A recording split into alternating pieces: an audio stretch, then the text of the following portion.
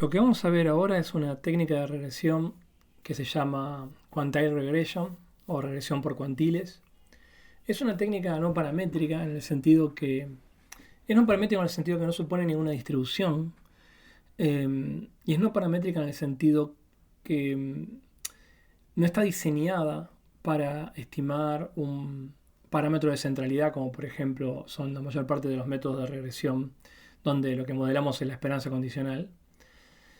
Y es también un método bastante robusto porque al estimar los cuantiles de la regresión, si esos cuantiles no son muy extremos, o sea, un cuantil por ejemplo el 0.99 o el 0.01, si son cuantiles un poco más representativos como el 0.5 o el 0.75 o el 0.25, una pequeña fracción de los datos no afecta el resultado de esta estimación. Entonces es una técnica interesante por ser robusta, por ser no paramétrica. Y aparte porque está, por ejemplo, sujeta a...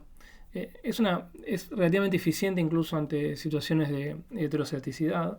No hace demasiados supuestos.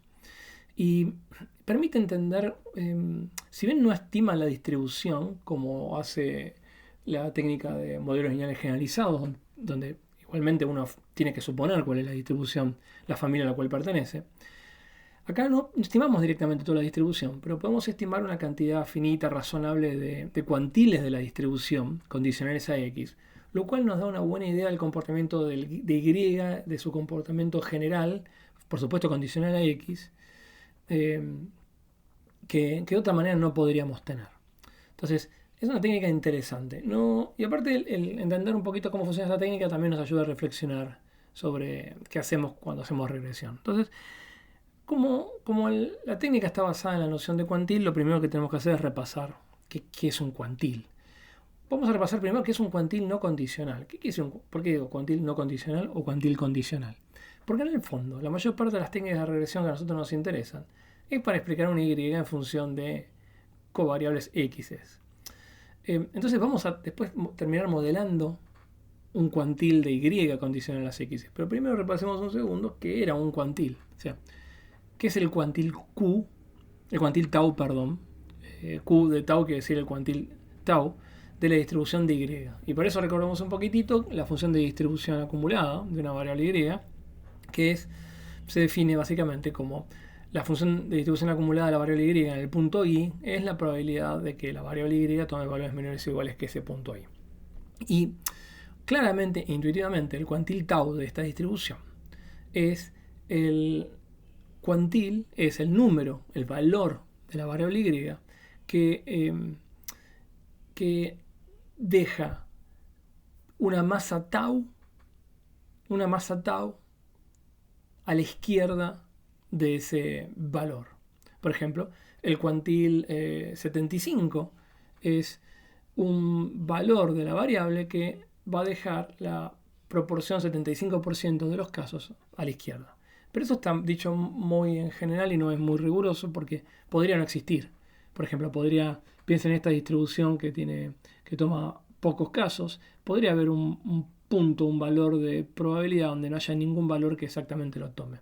Entonces, la definición general que se da es un poco más complicada, pero es la misma idea. Y se define como el ínfibo de los valores de Y, tal que la función de distribución evaluado en esos Y sea mayor o igual que tau.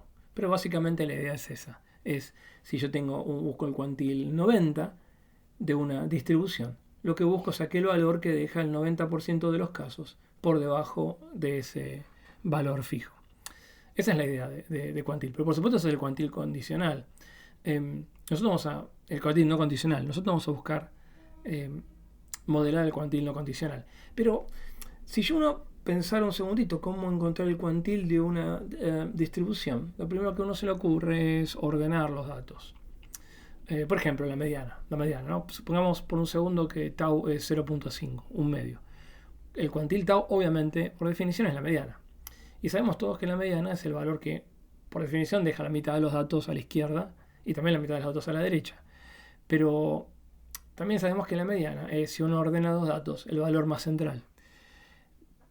Pero es conveniente tener una definición de cuantil, una forma de estimar el cuantil, que no requiera un ordenamiento. Por ejemplo, si uno quisiera aplicar a rajatabla esta definición, uno podría decir, bueno, esta definición para computarla directamente se basa en ordenar, por ejemplo, o de alguna manera en recorrer los datos y contar cuántos me quedan a la izquierda de tau, cuántos quedan a la derecha de tau.